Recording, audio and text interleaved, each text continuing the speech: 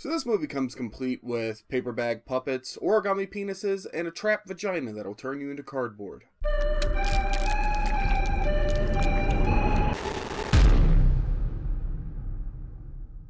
Dave made a maze. Alright, so this movie has an amazing cast of quirky characters that you probably don't know the names of the actors. None of these people are household names. There's no Kevin Bacons, there's no Morgan Freemans, but they really make this movie work. You can tell that they all work in the comedy. I think the only one that I really knew off the top of my head was Nick Thune, who I know is a stand-up comedian.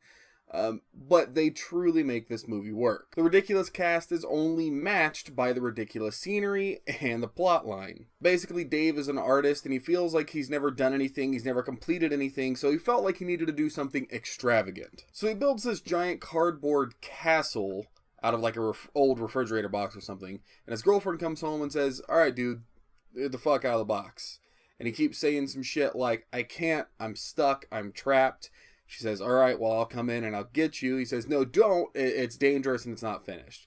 So they're like, what the fuck? Like, has he snapped? Has he gone batshit fucking loco? So she calls over some friends and they go over their options and they say, the only thing we can do is go in and get him because he's clearly not coming out. So they crawl in, but when they crawl in, it's actually this giant labyrinth of cardboard mazes and traps, and they're like, oh fuck, this, it looks bigger on the inside than it does on the outside.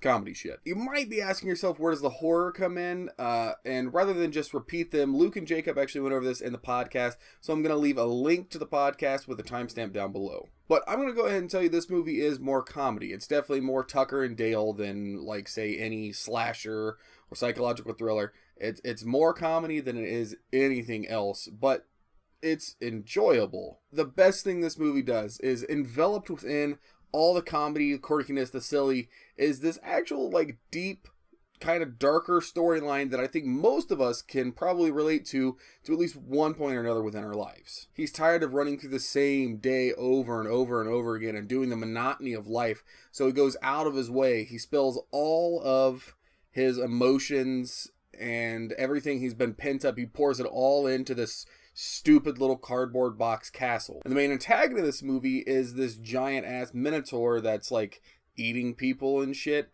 And he says at one point, like, the minotaur is like a reflection of me, but it's not me. So to me, the minotaur was like a manifestation of all of his anxiety and all of his fear and his depression, manifested into this sentient killing machine. Now, all of that sounds way too serious. Don't take this movie too seriously. It has serious bits, but this movie is more fun than it is serious. My final thoughts, guys, it was enjoyable. Arguably horror, but it was enjoyable. I think you guys can enjoy it. It makes one of those perfect date night movies, or maybe a movie for the family. I said there was, origami penises and a trap vagina, so maybe PG-13 this shit. Make sure your kids, you're not watching this with like 5-year-old. But it's definitely a movie for the family or for a couple. If you guys are watching this review, you can watch this movie right now. It releases the same day I drop this review, so go check it out. I think it's pretty funny, and until next week, guys, I will see you later.